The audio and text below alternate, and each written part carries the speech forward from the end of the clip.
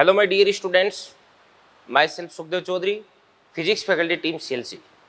तो स्टूडेंट्स, आज अपन स्टार्ट करने जा रहे हैं लेक्चर नंबर 18, जिसके अंदर अपन एक टॉपिक स्टार्ट करेंगे, प्रोजेक्टाइल मोशन यानी प्रक्षेप गति। तो क्या होती है प्रोजेक्टाइल मोशन, क्या होती है? तो स्टूडेंट्स, अगर अपन क्या करते हैं, किसी भी चीज़ को क्षैतिज के साथ में किसी भी एंगल जो कि 90 डिग्री से छोटा है उस पर अगर अपन प्रोजेक्ट करते हैं, उस पर अगर अपन फेंकते हैं, तो इस स्थिति में इसकी जो गति उसको अपन क्या बोलते हैं, प्रक्षेप गति बोलते हैं। क्या बोलते हैं? प्रक्षेप गति।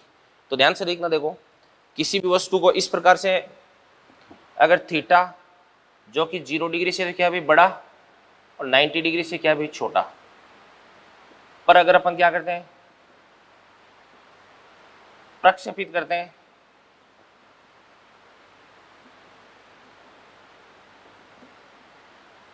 तो ये परवलयाकार पथ पर गति करती है। तो इसको अपन क्या बोलते हैं, प्रक्षेप गति बोलते हैं। अब ध्यान से देखना, देखो जैसे ये कोई वस्तु है,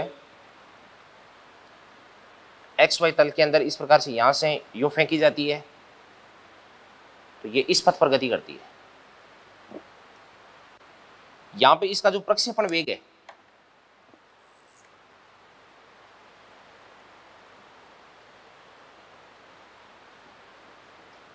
ये आपके पास में यू हो जाएगा। प्रक्षेपण कोण है वो कितना देगा आपके पास है, थीटा।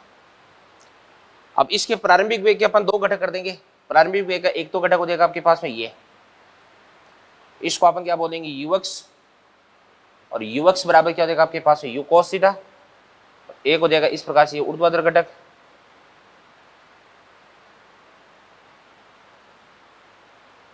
यूवाई, और यूवाई बराबर कितना देगा आपके पास में यू साइन थीटा। अब ध्यान से देखना, देखो यहां पर अगर इस पार्टिकल की गति को अपन देखते हैं, तो इस स्थिति में पार्टिकल है वो एक्स अक्ष के अनुदिश भी गति करता है। तो पार्टिकल की एक्स अक्ष के अनुदिश गति कैसे होती है, लगातार इसका जो एक्स अक्ष है उस पर जो प्रक्षेप है वो लगातार बढ़ रहा है, यानी एक्स अक्ष है उस पर इसका जो विस्थापन है वो लगातार बढ़ रहा है। और अगर अपन बात करते हैं वाई अक्ष की बात करते हैं, तो इस स्थिति में पार्टिकल पहले ऊपर की तरफ जाता है, फिर वापस नीचे की तरफ आ जाता है, ठीक है ना। तो यहाँ पर एक साथ दो प्रकार की गतियां हो रही है, तो इसको अपन बोलेंगे प्रक्षेप गति। और प्रक्षेप गति दो प्रकार की गतियों से मिलकर के बनती है। एक तो अपन बात करते हैं कौन सी गति, क्षैतिज गति।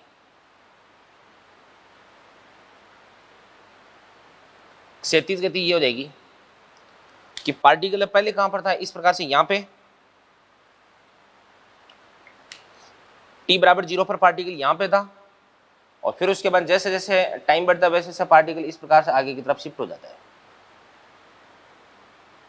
और थोड़ी देर बाद में पार्टिकल इस प्रकार से यहां पर पहुंच जाता है। तो अपन बात करते हैं कि यहां पे स्मॉल t बराबर 0 पर x बराबर कितना था, 0 था, और जब स्मॉल t बराबर कैपिटल T हो जाता है, तो इस स्थिति में x बराबर क्या हो जाता है आपके पास में, r। यहां पर जो कैपिटल T है इसको अपन क्या बोलते हैं, उड्डयन काल बोलते हैं, और r है इसको अपन क्या बोलते हैं, क्षैतिज परास बोलते हैं। क्या बोलते हैं, क्षैतिज परास। तो पार्टिकल को जिस बिंदु से अपन ने फेंका और जहां पर जाकर के धरातल से टकराता है, इन दोनों के बीच की जो डिस्टेंस है इसको ही अपन क्या बोलते हैं, बताओ, क्षैतिज परास बोलते हैं। क्या बोलते हैं, क्षैतिज परास, ठीक है ना। तो ये तो आपके पास क्षैतिज गति होगी।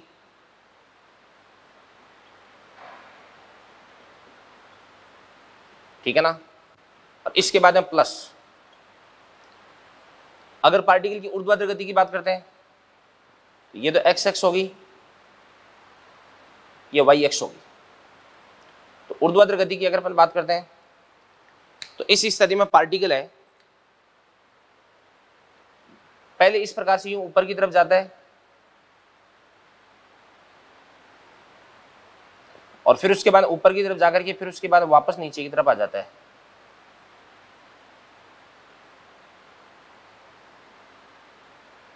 ये बात हो गई भी। तो यहां से ध्यान से t बराबर 0,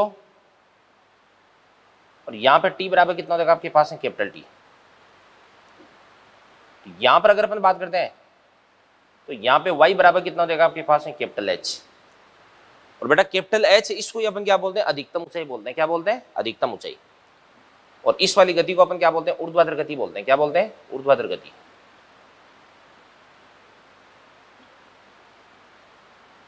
ऊर्ध्वाधर गति। तो यहाँ पे जो क्षैतिज गति है वो किसके कारण होती है, बताओ। क्षैतिज गति होती है यू कॉस थीटा के कारण। ये होती है यू cos थीटा के कारण, और जो ऊर्ध्वाधर गति है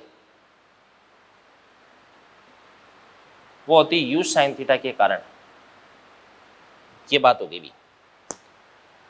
तो देखिएगा ध्यान से, अगर अपन किसी भी पार्टिकल को क्षैतिज के साथ में किसी भी एंगल पे कोई वेग देकर के अगर प्रक्षेपित करते हैं, तो इसका जो वेग का क्षैतिज घटक है वो तो इसको क्षैतिज गति करवाता है, और वेग का जो ऊर्ध्वाधर घटक है वो इसको ऊर्ध्वाधर गति करवाता है। ठीक है ना। और इस प्रकार से क्षैतिज गति और ऊर्ध्वाधर गति, इन दोनों के अध्यारोपण से अपने को जो गति प्राप्त होती है इसको अपन क्या बोलते हैं? प्रक्षेप्य गति बोलते हैं। क्या बोलते हैं? प्रक्षेप्य गति। प्रक्षेप्य गति बोलते हैं भाई। ठीक है ना। अब सुनना ध्यान से, देखना। देखो, अगर अपन क्षैतिज गति की बात करते हैं तो क्षैतिज दिशा में प्रारंभिक वेग कितना देगा आपके पास है? ux बराबर u cos थीटा। और ऊर्ध्वाधर दिशा की अगर अपन बात करते हैं तो uy बराबर क्या देगा आपके पास है? u sin theta. और क्षैतिज दिशा में अगर अपन त्वरण की बात करते हैं ax बराबर कितना देगा? 0 देगा, क्योंकि यहाँ पे जो वायु का घर्षण है उसको अपन ने नगण्य मान रखा है। तो पार्टिकल उस पर x दिशा में कोई भी फोर्स नहीं लग रहा है, कोई भी बल नहीं लग रहा है, और x एक्स के अनुदिश से अगर कोई बल नहीं लग रहा है तो इस स्थिति में त्वरण का मान कितना देगा? 0 देगा। और यहाँ पर आपके पास जो ay है, इस ay की वैल्यू कितनी हो जाएगी बच्चों? g हो जाएगी, क्योंकि y एक्स के अनुदिश क्या लगता है? g लगता है, और g की दिशा किधर की तरफ होती है? नीचे की ओर। ठीक है ना। ये चीज हो गई। तो ये आप अच्छे से देख लें, इसके बाद इन बातों को अपन आगे की तरफ बढ़ाते हैं। तो चलिए स्टूडेंट्स, प्रक्षेप्य गति को अपन आगे डिस्कस करते हैं। तो सबसे पहले अपन बात करते हैं जो प्रक्षेप्य गति है, ये बराबर होती है क्षैतिज गति और प्लस क्या देगा आपके पास है? ऊर्ध्वाधर गति।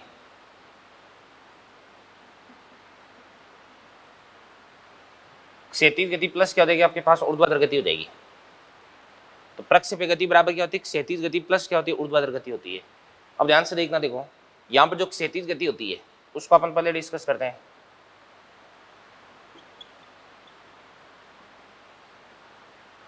क्षैतिज गति का जो प्रारंभिक वेग है ux बराबर तो क्या होता है आपके पास है? u cos theta. और क्षैतिज दिशा में किसी भी प्रकार का बल नहीं है भाई, x एक्स के अनुदिश कोई भी फोर्स नहीं लग रहा, इस कारण से जो त्वरण है वो भी कितना देगा आपके पास है? 0। और अगर क्षैतिज दिशा में कोई भी बल नहीं लग रहा है तो इस स्थिति में वेग का जो क्षैतिज घटक है वो हमेशा कांस्टेंट रहता है, नियत रहता है, क्योंकि वेग को परिवर्तित कौन करवा सकता है? त्वरण। और त्वरण यहाँ पे कितना है? 0 है, इस कारण से वेग परिवर्तित नहीं होगा। और वैसे भी अपन जानते हैं कि v बराबर क्या होता है? u प्लस at होता है। और अगर a की वैल्यू 0 हो जाएगी तो इस स्थिति में v की वैल्यू किसके बराबर हो जाएगी? u के बराबर हो जाएगी। तो अपन बात कर सकते हैं कि vx बराबर ux बराबर u cos थीटा, यानी ये क्या होती है? कांस्टेंट होता है, यानी जो vx होता है वो टाइम पे डिपेंड नहीं करता। इसके बाद में अपन बात करते हैं x की, बात करते हैं x की। तो अपन जानते हैं s बराबर क्या होता है? ut plus half at square. ठीक है ना। और a की वैल्यू तो x एक्स के अनुदिश कितनी है भी? 0 है। तो s बराबर कितना देगा? ut। तो x बराबर कितना बन जाएगा आपके पास? तो ux इंटू टी। और ux बराबर कितना देगा आपके पास? u cos थीटा इंटू क्या बन जाएगा आपके पास? t बन जाएगा। ठीक है ना। ये चीज बन गई भी। तो एक तो आपको x एक्स के अनुदिश वेग है वो प्राप्त हो चुका है, और x एक्स के अनुदिश विस्थापन है ये आपको मालूम चल चुका है। ठीक है ना। इसके बाद में क्षैतिज गति के बाद में अपन बात करते हैं कि इसके ऊर्ध्वाधर गति की।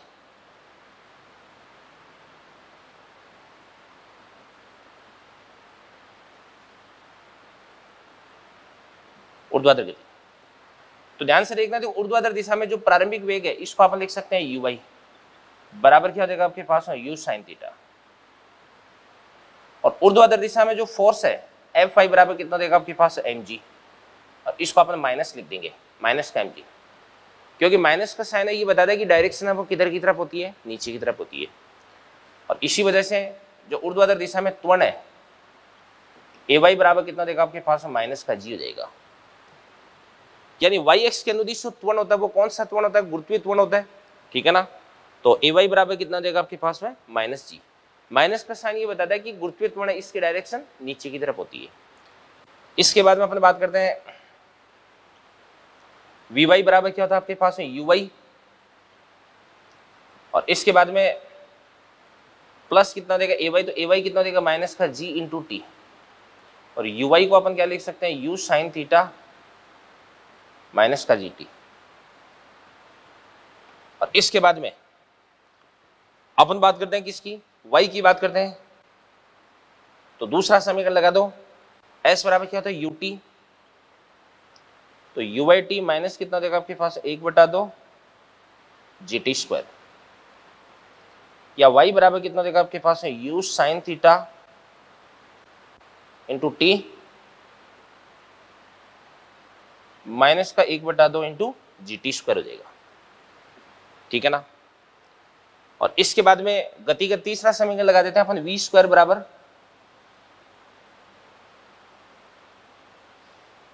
u स्क्वायर, इसके बाद में प्लस कितना देगा आपके पास में 2, a कितना देगा माइनस का g, और इंटू एस, एस कितना देगा आपके पास में y हो जाएगा, y ये बन जाएगा। ये अपने गति का तीसरा समीकरण लगा दिया भाई। तो यहाँ पर जो क्षैतिज गति और ऊर्ध्वाधर गति, इन दोनों की जो काइनेटिक्स है, काइनेमेटिक्स है, वो अपने अलग अलग डिस्कस कर लिए बेटा, ठीक है ना। अब इसके बाद में अपन बात करते हैं,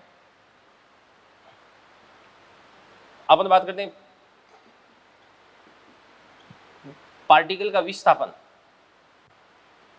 क्या देगा विस्थापन, आर वेक्टर बराबर एक्स आई के प्लस वाई जे के। तो आर वेक्टर बराबर x को अपन क्या लिख सकते हैं बताओ, u x into t i k plus u y into t minus का 1/2 जी टी स्क्वायर जे के हो जाएगा। और यदि आपको निकालना है भाई उन्नयन कोण,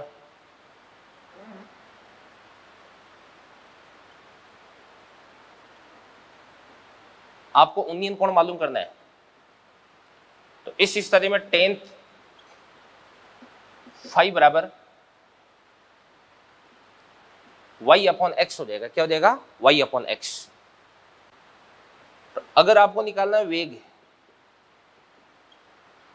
तो क्या बन जाएगा आपके पास में v वेक्टर बराबर we x I k plus we Y जे के। तो यहां पर आपके पास में जो v वेक्टर बराबर वी एक्स से इसको अपन क्या लिख सकते हैं भाई, you x I k plus we Y बराबर कितना देगा आपके पास में बताओ, यू वाई माइनस का जी टी, ये जे के बन गया। ये आपके पास में वी वेक्टर आ गया भाई।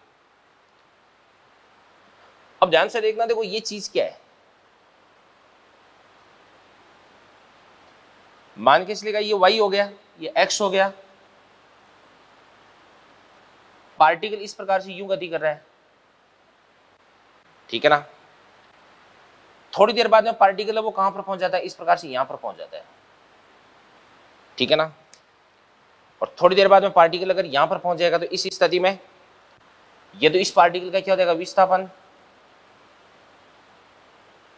इसको तो अपन क्या बोलेंगे विस्थापन बोल देंगे। ये तो आपके पास आर वेक्टर हो गया,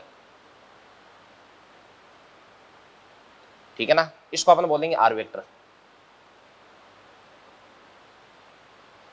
इसका क्षैतिज के साथ में जो कोण है, इसको अपन क्या बोल देंगे फाई बोल देंगे। ये मैं आपको पहले बता चुका हूं 2 डायमेंशनल मोशन में, 2D में। और इसके बाद में यहां पर इसका जो वेग है, यहां पे इसका वेग ध्यान से देखना, तो इस प्रकार से यूं गति करता है, ये वी वेक्टर आ गया। इसके वेग का क्षैतिज के साथ में जो कोण है, इसको अपन क्या बोलेंगे एल्फा बोलेंगे। क्या बोल देंगे एल्फा। ये बातें होगी भी। तो ध्यान से देखना, देखो क्षैतिज गति और ऊर्ध्वाधर गति, इन दोनों को अपन अलग अलग स्टडी की इनकी। फिर उसके बाद में टी समय पश्चात पार्टिकल का विस्थापन, उन्नयन कोण, वेग, और इसके बाद में देना से अगर गति की दिशा की बात करते हैं tan अल्फा, तो बराबर क्या होता है आपके पास में V Y upon V X होता है, ठीक है ना। ये सारी की सारी बातें मैंने आपको बता दी है। तो इन बातों को आप अच्छे से नोट कर लें बेटा, ठीक है ना। और कुछ फॉर्मूले हैं जो मैं आपको बता देता हूँ, ये फॉर्मूले आपको ध्यान में रखने हैं, ठीक है ना। कौन कौन से फॉर्मूले ध्यान में रखने हैं अभी? एक तो जैसे मतलब ये वाला फॉर्मूला ध्यान रखना है, एक्स का फॉर्मूला ध्यान रखना है, और फिर उसके बाद में 21 का फॉर्मूला ध्यान रखना है आपको। देखो ध्यान से, ये वाला फॉर्मूला भी मालूम होना चाहिए, वाई का फॉर्मूला भी आपको ध्यान में रखना है, ठीक है ना। और मतलब ये मेन फॉर्मूले हैं जो कि आपको ध्यान में रखने हैं, ठीक है। तो देखो ध्यान से, अपन एक क्षैतिज गति और ऊर्ध्वाधर गति इनकी अच्छे से स्टडी कर दी अपन ने। इसके बाद में इनकी हेल्प से अपन ने जो फॉर्मूले प्राप्त किए थे उनकी सहायता से अपन यहाँ पे उड्डयन काल, क्षैतिज परास और अधिकतम ऊंचाई, इनके फॉर्मूले अपन पता करने वाले हैं। तो यहाँ पे कई सारी भौतिक राशियां अपन डिस्कस करेंगे, तो ध्यान से देखना। देखो जैसे ये आपके पास कोई भी निर्देशांतर है कि x और ये आपके पास y। अब यहाँ पे जो है ना t बराबर 0 और इस पार्टिकल का x बराबर भी कितना हो जाएगा 0, यहाँ पे y बराबर भी कितना हो जाएगा आपके पास है 0। पार्टिकल इस प्रकार से ऊपर की तरफ जाता है, इस स्थिति में अधिकतम ऊंचाई पर होता है। थोड़ी देर बाद में पार्टिकल वो धरातल पर जाकर के टकराता है, तो यहाँ पे आपके पास स्मॉल t बराबर कितना हो जाता है कैपिटल T, ठीक है ना। और इसके बाद में x बराबर कितना हो जाता है इसका बताओ r, और y बराबर कितना हो जाता है वापस 0, क्योंकि धरातल पर लौट चुका है। और x बराबर कितना भी r है, इस r को अपन क्या बोलते हैं क्षैतिज परास बोलते हैं। क्या बोलते हैं? क्षैतिज परास। तो यहाँ पर आपके पास जो t है, इस t को तो अपन बोलते हैं टाइम ऑफ फ्लाइट,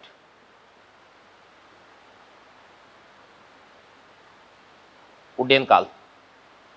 और जो r है इसको अपन क्या बोलते हैं? इसको अपन बोलते हैं हॉरिजॉन्टल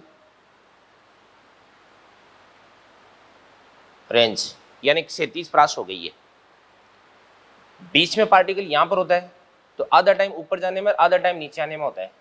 तो यहाँ पर आपके पास स्मॉल t बराबर जो कितना हो जाएगा बताओ t/2।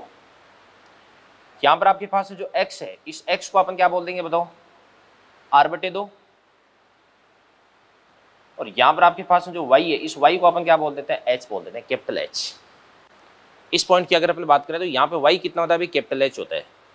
और जो कैपिटल H इसको अपन क्या बोलते हैं? मैक्सिमम हाइट बोलते हैं, अधिकतम ऊंचाई।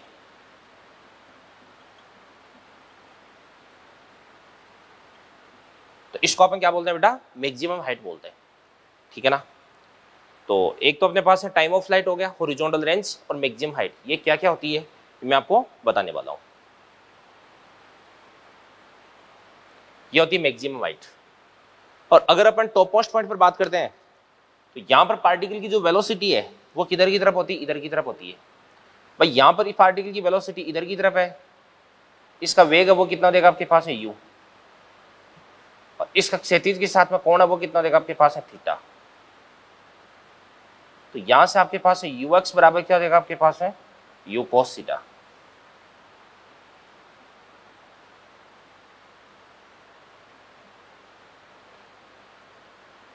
और uy बराबर क्या देगा आपके पास है u sin थीटा। और अगर अपन यहां पर बात करते हैं तो पार्टिकल इसका वेग किधर की तरफ हो जाता है? क्षैतिज हो जाता है। तो इसको अपन क्या बोल देते हैं? v वेक्टर हो गया। और यहाँ पे पार्टिकल है वो क्षैतिज दिशा में गति कर रहा है, तो इस पार्टिकल का जो ऊर्ध्वाधर घटक है वो कितना देगा बताओ? 0 देगा। यानी यहाँ पर इस पोजीशन पर जो Vy होता है वो कितना हो जाता है? 0 हो जाता है। और यहाँ पर आपके पास जो V होता है वो किसके बराबर होता है बताओ? Vx के बराबर।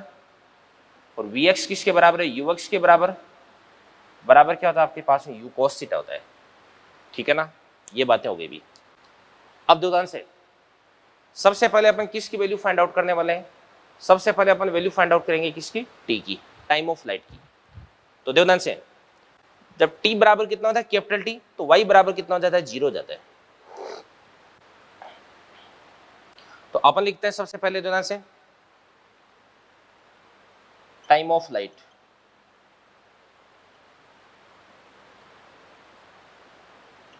Capital T। तो ध्यान से देखना, देखो जब स्मॉल t बराबर कितना है कैपिटल T, तो y बराबर कितना होगा आपके पास है 0। तो y का फॉर्मूला लिख दो, y बराबर कितना होता है आपके पास में? बताओ uy/t माइनस का 1/2 g इंटू क्या देगा आपके पास है t स्क्वायर। तो यहाँ पर y को अपन क्या पुट कर देंगे भाई? 0 पुट कर देंगे, बराबर यू वाई को अपन क्या लिख देंगे, यू वाई, और स्मॉल टी को अपन क्या लिख देंगे, कैपिटल टी। इसके बाद 1/2 जी, और टी को अपन क्या लिख देंगे, कैपिटल टी, टी स्क्वायर। इसके बाद माइनस वाला इधर अगर के प्लस का बन जाएगा तो क्या बन जाएगा आपके पास, ध्यान से देखना, देखो ये बन जाएगा इस प्रकार से, यूं 1/2 जी टी स्क्वायर बराबर यू वाई इंटू टी। इस टी से अपन क्या करेंगे, इस टी को कैंसिल आउट कर देंगे, तो यहां से आपके पास टी बराबर कितना हो जाएगा, बताओ, 2 यू वाई अपॉन जी हो जाएगा। इसको आप लिख सकते हैं टी बराबर 2 इंटू यू वाई अपॉन जी, और 2 यू वाई को अपन क्या लिख सकते हैं अभी, यू साइन थीटा अपॉन जी हो जाएगा। ये तो आपके पास है टाइम ऑफ फ्लाइट आ जाएगी भी, उड्डयन काल आ गया भी। टी बराबर कितना होता है आपके पास है 2 यू साइन थीटा बटे जी। अब टी की वैल्यू मैक्सिमम कब होगी, जब साइन थीटा आपको अधिकतम प्राप्त होगा, और साइन थीटा अधिकतम कब प्राप्त होता है, जब थीटा की वैल्यू कितनी होती है, 90 होती है। तो अपन लिखते हैं ध्यान से, जब थीटा बराबर 90, तो इस स्थिति में साइन थीटा बराबर क्या हो जाएगा आपके पास 1, इसको अपन मैक्सिमम बोलते हैं। तो इस स्थिति में टी बराबर कितना हो जाएगा आपके पास है 2u अपॉन जी, यानी जो टाइम पीरियड है वो भी क्या मिल जाएगा आपको, मैक्सिमम, उड्डयन काल आपको अधिकतम प्राप्त हो जाएगा। तो अगर आप चाहते हैं कि आपके द्वारा फेंकी गई चीज है वो मैक्सिमम टाइम तक हवा में रहे, यानी हवा के अंदर ये ज्यादा से ज्यादा टाइम है वो कंज्यूम करे, तो इसके लिए आपको इसको बच्चों ऊर्ध्वाधर फेंकना पड़ेगा, ऊपर की तरफ फेंकना पड़ेगा, ठीक है ना। इसके बाद दूसरे नंबर पर अपन बात करते हैं किसकी भी, हॉरिजॉन्टल रेंज की।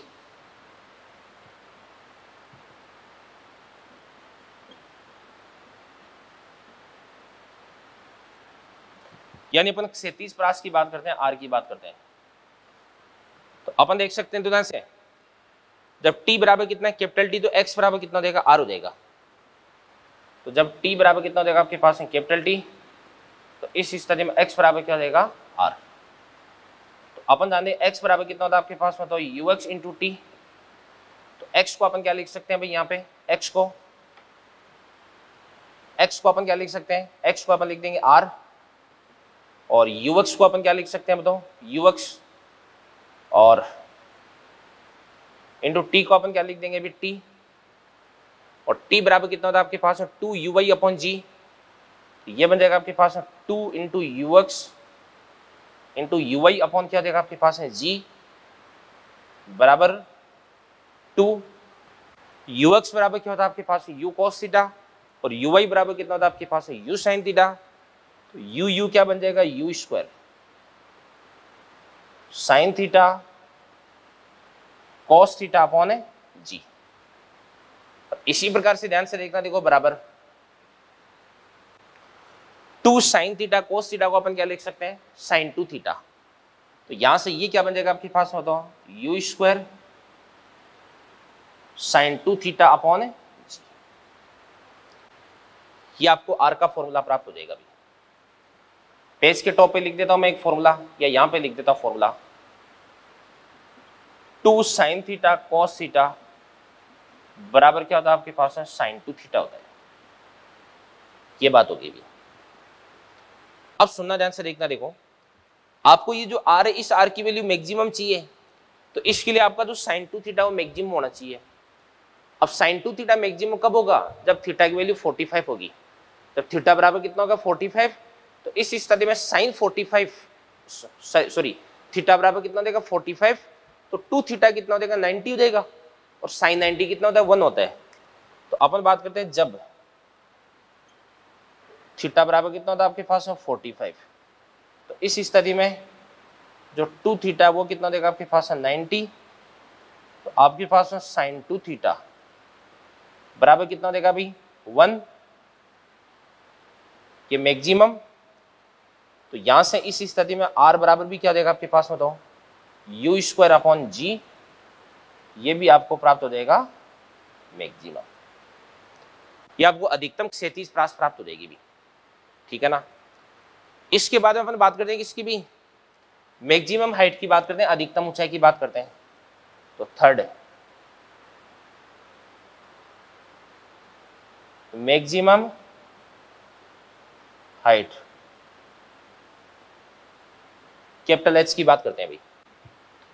तो ध्यान से देखना, देखो ये अपन कैसे निकाल सकते हैं अभी भाई, जब y बराबर कितना भी h है तो vy बराबर कितना हो जाएगा, 0 देगा। y बराबर h पे vy बराबर कितना हो जाएगा, 0। तो अपन ऐसे लिख देंगे y बराबर कितना आपके पास h, तो इस स्थिति में जो vy है वो कितना हो जाएगा आपके पास है, 0 देगा।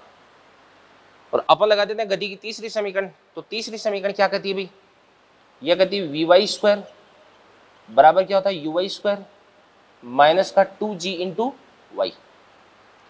तो यहां से अपन क्या लिख सकते हैं इसको, देखो ध्यान से, vy को अपन क्या लिख देंगे, 0 बराबर uy को अपन क्या लिख देंगे, uy स्क्वायर माइनस का 2g, तो y को अपन क्या लिख देंगे, h लिख देंगे।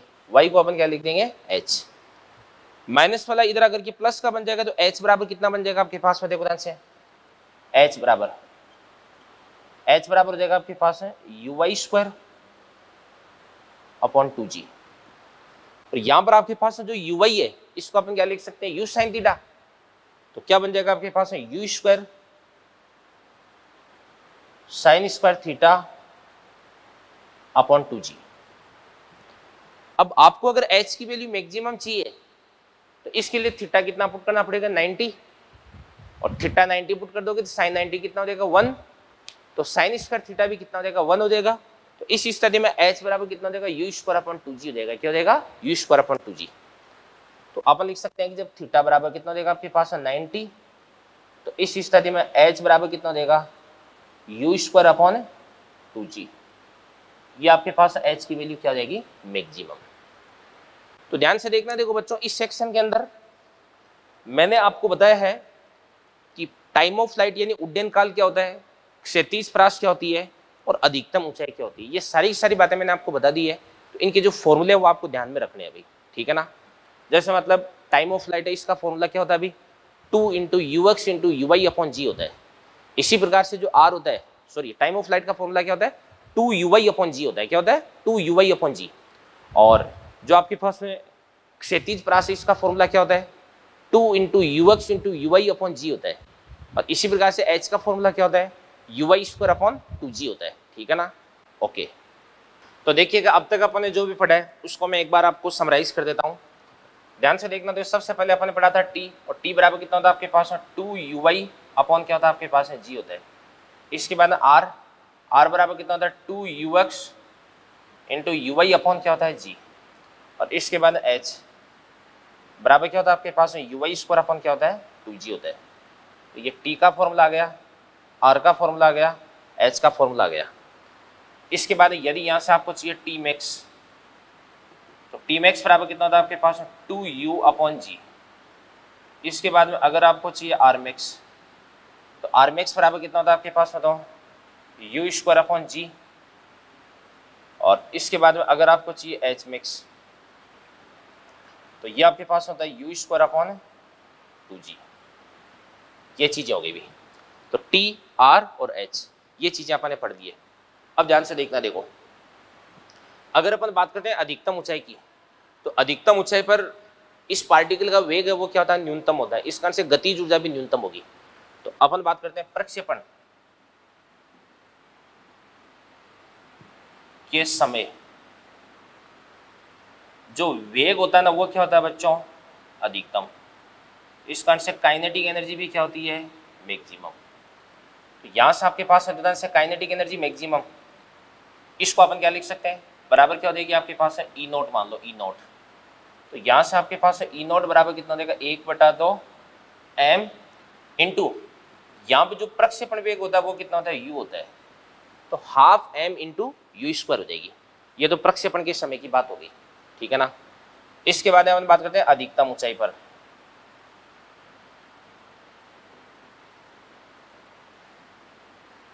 अधिकतम ऊंचाई पर जो वेग होता है वो क्या होता है, मिनिमम। इस कारण से काइनेटिक एनर्जी भी क्या होती है बताओ, मिनिमम। और इसको अपन क्या बोल देते हैं, ई बोल देते हैं। क्या बोल देते हैं, तो यहां से आपके पास है ई बराबर, भाई वेग मिनिमम होता है, ये कितना होता है आपके पास है यू कॉस थीटा होता है, कितना होता है यू कॉस थीटा। तो यहां से ई बराबर क्या हो जाएगा आपके पास हाफ एम वी स्क्वायर बराबर क्या हो जाएगा हाफ एम वी को अपन क्या लिख सकते हैं यू कॉस थीटा, तो you square cos square theta हो जाएगा। अब यहां से हाफ एम यू स्क्वायर इसको अपन क्या लिख सकते हैं ई नॉट, तो ये आपके पास है ई बराबर e not cos square into theta, ये बात होगी। तो यहाँ पे ई नॉट तो क्या होती है प्रक्षेपण बिंदु पर गतिज ऊर्जा, और ई क्या हो जाएगी अधिकतम ऊंचाई पर गतिज ऊर्जा हो जाएगी, ठीक है ना, ये बातें होगी भी। तो ये तो अपन यहाँ पे गतिज ऊर्जा की बात कर लिए भी। ओके, इसके बाद में आगे बढ़ते हैं अपन, कुछ छोटी छोटी बातें और बता देता हूं आपको मैं।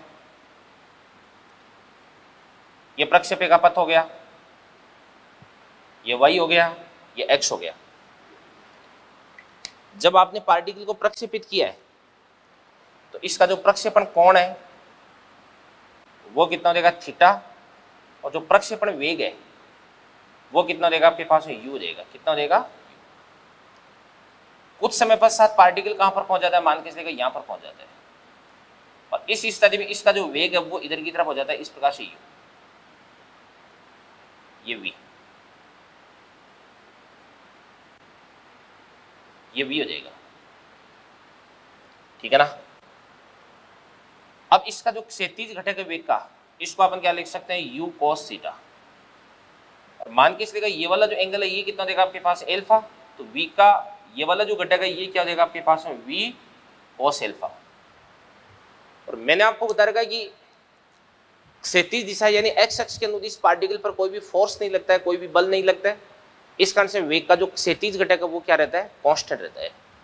तो वेग का क्षैतिज घटक कांस्टेंट करना है तो अपन क्या लिख सकते हैं अभी ux बराबर क्या देगा आपके पास है vx, तो ux बराबर क्या देगा आपके पास है u cos थीटा, और vx बराबर कितना देगा आपके पास है v cos एल्फा देगा, क्या देगा v cos एल्फा। तो यहां से आपके पास में v बराबर कितना देगा u cos थीटा अपॉन क्या होता है आपके पास है cos एल्फा, ये बात हो रही है। अब ये फॉर्मूला कब काम आता है, कई बार ऐसा होता है कि ऐसे बोल दिया जाता है कि किसी भी पार्टिकल को आपने 50 मीटर पर सेकंड की वेग से क्षैतिज के साथ में 53 डिग्री का कोण बनाते हुए फेंका है, जब ये पार्टिकल क्षैतिज के साथ में 45 डिग्री का कोण बनाता है तो इस स्थिति में इसका वेग क्या होगा, यानी इस पार्टिकल की वेलोसिटी क्षैतिज के साथ में कोण है यानी एल्फा आपने दे रखा है, तो उस टाइम इसकी वेलोसिटी क्या हो जाएगी, इसका वेग क्या हो जाएगा, ये अपन इस फॉर्मूले से मालूम कर सकते हैं, ठीक है ना। तो ध्यान से देखना, देखो टी का आर का एच का ये फॉर्मूला अपन ने रिवाइज कर लिया है। प्रक्षेपण के समय गतिज ऊर्जा अधिकतम होती है, अधिकतम ऊंचाई पर गतिज ऊर्जा न्यूनतम होती है, ठीक है ना। और इसके बाद में ध्यान से देखना, देखो अगर आपको किसी भी टाइम पर क्षैतिज के साथ में वेलोसिटी का कोण दे रखा है ना, तो इस स्थिति में अपन इस पार्टिकल का वेग है वो अपन ज्ञात कर सकते हैं, ठीक है ना। और यहाँ पे स्थितिज ऊर्जा की भी बात कर सकते हैं। प्रक्षेपण के समय H बराबर क्या होता है अभी 0, इस कारण से पोटेंशियल एनर्जी क्या हो जाएगी मिनिमम, ठीक है ना।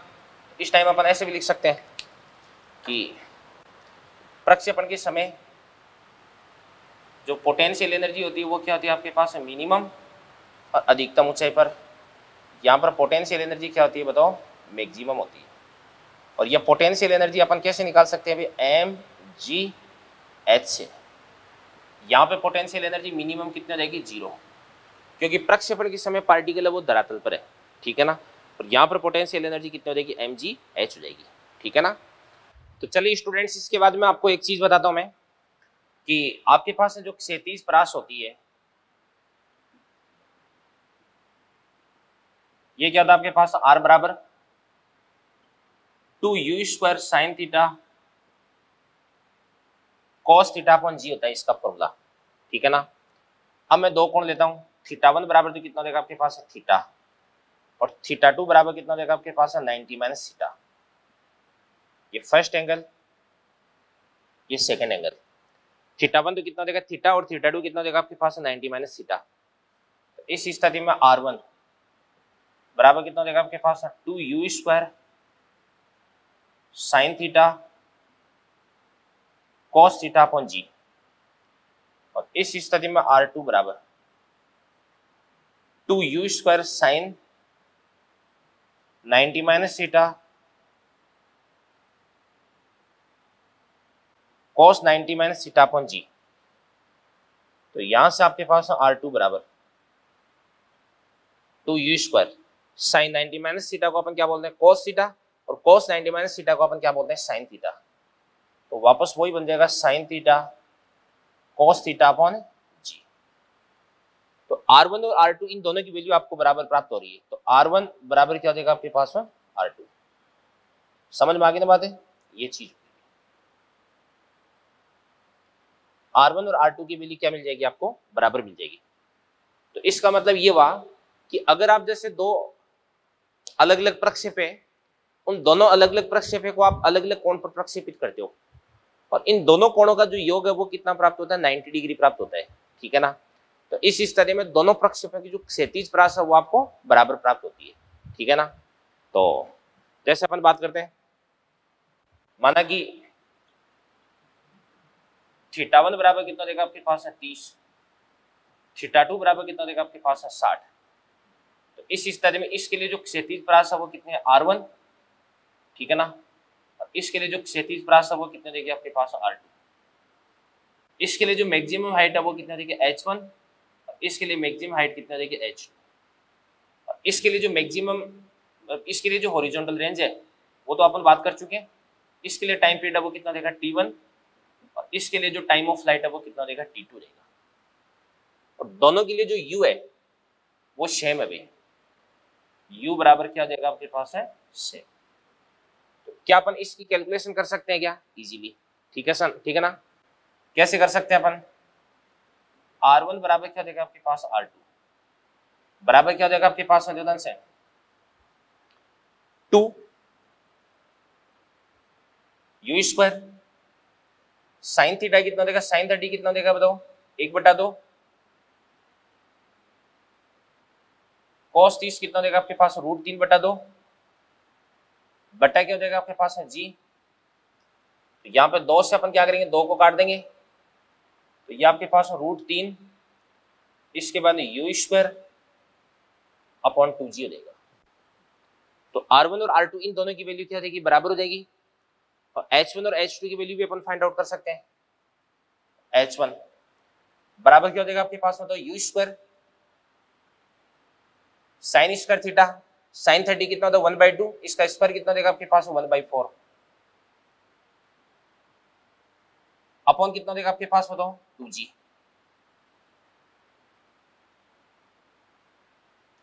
तो यहां से आपके पास है u² अपॉन 8g हो जाएगा।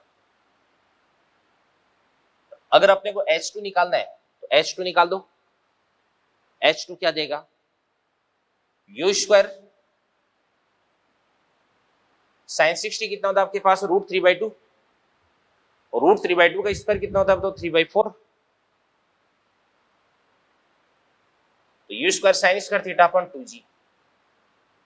तो इसको अपन क्या बोलेंगे 3u² अपॉन 8g हो जाएगा। इसके बाद है T1 2u sine theta, sine theta कितना होता है 1/2 बटा जी u बटा जी। तो यहां से आपके पास है T2 बराबर क्या बन जाएगा, T2 बराबर इसको अपन लिख सकते हैं 2u साइन 60 कितना होता है √3/2 बटा जी, 2 से 2 को काट देंगे अपन, √3u बटे जी। ये आपके पास में T2 आ गया। तो देखो ध्यान से, मैं आपको ये बताना चाह रहा हूं कि अगर θ1 और θ2 इन दोनों का योग अगर 90 डिग्री प्राप्त हो रहा है, तो इस स्थिति में दोनों एंगल्स के लिए जो R1 और R2 उनकी वैल्यू क्या हो जाएगी बराबर हो जाएगी, ठीक है ना। और H1 H2 T1 T2 भाई ये तो सीधा फॉर्मूला है, और इसके अंदर वैल्यू पुट करके अपन आंसर निकाल लेंगे, ठीक है। तो इनको नोट करें आप। चलो इसके बाद में अपन ध्यान से देखना, देखो अपन H और T के बीच में संबंध बताते हैं। H और T के बीच में क्या संबंध है वो अपन निकालते हैं। अपन जाने कि T बराबर कितना था आपके पास 2u साइन थीटा बटे जी, यहां से आपके पास है u साइन थीटा बराबर कितना देगा आपके पास है gt बटे 2। h बराबर कितना होता है आपके पास है u साइन थीटा का whole square upon 2g। u sine theta का होल स्क्वायर, इसको अपन बोलेंगे gt बटे 2 का होल स्क्वायर अपॉन कितना देगा आपके पास है 2g। तो इसको अपन क्या लिख सकते हैं अभी g स्क्वायर t स्क्वायर बटे 2 का क्या देगा आपके पास है 4, ठीक है ना। 4 इंटू कितना देगा 2g। तो 2 से अपन क्या करेंगे 2 को कैंसिल, सॉरी g से अपन g को कैंसिल आउट कर देंगे, ठीक है ना। इसके बाद निदान से t स्क्वायर h बराबर क्या देगा आपके पास में, तो 4 इंटू 2 कितना देगा 8, तो 1/8 g इंटू टी स्क्वायर, ठीक है ना। तो h और t के बीच में ये वाला रिलेशन होता है अभी, ओके। इसके बाद नेक्स्ट चीज मैं आपको बताता हूं संवेग में परिवर्तन।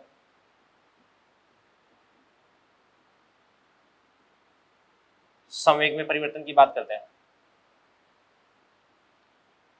अगर आपने पार्टिकल को इस प्रकार से यूं प्रक्षेपित किया है तो पार्टिकल का यहां पर जो वेग है उसका क्षैतिज घटक क्या देगा आपके पास है u cos थीटा, और यहां पर क्या देगा आपके पास है, ध्यान से देखना, देखो u sin थीटा ऊर्ध्वाधर घटक, और इसका जो वेग है वो क्या देगा आपके पास है u, और ये वाला एंगल कितना देगा थीटा। अब आपको बताया कि गति के दौरान जो इसका वेग का क्षैतिज घटक है वो तो अपरिवर्तित रहता है, तो इस पद अपन u cos थीटा बोल देंगे। ऊर्ध्वाधर घटक है वो भी कितना देगा u sin थीटा, पर इसकी डायरेक्शन अपोजिट हो जाएगी, तो इसको अपन क्या लिख देंगे u sin थीटा, नीचे की तरफ हो गया। वेग है वो कितना देगा आपके पास है u का u देगा, और ये वाला एंगल है वो आपके पास है थीटा का थीटा देगा। तो अगर अपन जैसे लिखते हैं p इनिशियल प्रारंभिक संवेग बराबर कितना देगा आपके पास m u cos theta i k plus m u sine theta j k हो जाएगा। और अगर अपन अंतिम संवेग की बात करते हैं पी फाइनल की, तो पी फाइनल बराबर क्या देगा आपके पास में, देखो ध्यान से, पी फाइनल बराबर, इसको अपन लिख सकते हैं पी फाइनल बराबर एम यू कॉस थीटा आई केफ, इसके बाद माइनस क्या देगा आपके पास m u sine theta j के पड़ेगा। यू साइन थीटा वो नीचे की तरफ, इस कारण से मैंने लिख दिया माइनस का एम यू साइन थीटा देगा। और अगर अपन बात करते हैं डेल्टा पी की, तो डेल्टा पी बराबर क्या होता है आपके पास है पी फाइनल माइनस क्या होता है आपके पास है पी इनिशियल होता है। तो फाइनल में से अपन इनिशियल को माइनस कर देंगे तो m u cos theta i cap में से m u cos theta i cap तो कैंसिल आउट देगा, माइनस का m u sine theta j cap minus का m u sine theta j cap, तो ये बन जाएगा आपके पास माइनस का 2 mu साइन थीटा इंटू जे केफ हो गया, ठीक है ना। और इसके बाद में अपन जानते हैं कि एफ एवरेज बराबर क्या होता है आपके पास है डेल्टा पी अपॉन क्या होता है आपके पास है डेल्टा टी। तो संवेग में परिवर्तन कितना हो जाएगा माइनस का 2 mu साइन थीटा जे केफ और upon delta T, total time कितना देगा आपके पास है 2u साइन थीटा अपॉन जी। अब 2u साइन थीटा से 2u साइन थीटा कट जाएगा तो जी ऊपर की तरफ चला जाएगा, तो यहां से आपके पास एफ एवरेज बराबर कितना देगा आपके पास माइनस का एम जी जे के आ जाएगा। ये बात होगी, ठीक है ना। ये संवेग में परिवर्तन हो गया। तो बातें छोटी छोटी है मगर इंपॉर्टेंट आपको ध्यान में रखनी है भाई। तो एच और टी के बीच में रिलेशन क्या होता है ये आप देख लें, और संवेग में परिवर्तन ये आप अच्छे से देख लें भाई, ठीक है ना। तो चलिए बच्चों इस लेक्चर के अंदर अपन एक चीज और डिस्कस कर लेते हैं, पथ का समीकरण जिसको अपन बोलते हैं ट्रेजेक्ट्री, और उसके बाद में लेक्चर एंड करेंगे अपन, ठीक है। तो ये अपन देखते हैं पथ का समीकरण। तो पद का समीकरण अपन कैसे निकालेंगे, देखो ध्यान से। सबसे पहले अपन जानते हैं कि x बराबर क्या होता है आपके पास है u cos theta into T. तो y बराबर कितना होता है आपके पास है u sin theta into t minus 1/2 into G T square. तो अपन यहां से t बराबर कितना देगा आपके पास x बटा u cos थीटा। इसके बाद इस t की वैल्यू अपन यहां पर और यहां पर पुट कर देते हैं। तो यहां से आपके पास y बराबर क्या बन जाएगा u sin theta into T को अपन क्या लिख सकते हैं x upon u cos theta minus का 1/2 जी और टी स्क्वायर को अपन क्या लिख सकते हैं अभी x square upon you square cos square theta. तो यहां से y बराबर क्या बन जाएगा आपके पास में, से u से u को काट दो तो x साइन थीटा बटे कॉस थीटा क्या होता है आपके पास में टेन थीटा माइनस ये हो जाएगा आपके पास है जी एक्स स्क्वायर अपॉन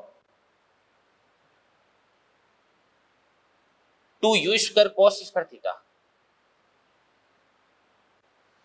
ये आपके पास समीकरण बन गया अभी। तो यहाँ पे तो x की घात क्या है अभी 1 और यहाँ पे x की घात क्या है अभी 2 है। तो ये आपके पास एक बहुपद बन चुका है और बहुपद की घात कितनी हो जाएगी 2 हो जाएगी। तो y की पावर 1 x की पावर 2। तो ये समीकरण बन जाएगा किसका, परवलयाकार पद का समीकरण बन जाएगा। तो इसको देख करके अपन बता सकते हैं कि पद की समीकरण मतलब पद कैसा बनता है, किसी भी प्रक्षेप्य का परवलयाकार बनता है, पैराबोला। इसके बाद ये आ चुका अपने पास y बराबर x tan theta minus g x square upon 2u square cos square theta. यहां से अपन एक काम करते हैं x टेन थीटा को कॉमन निकाल लेते हैं।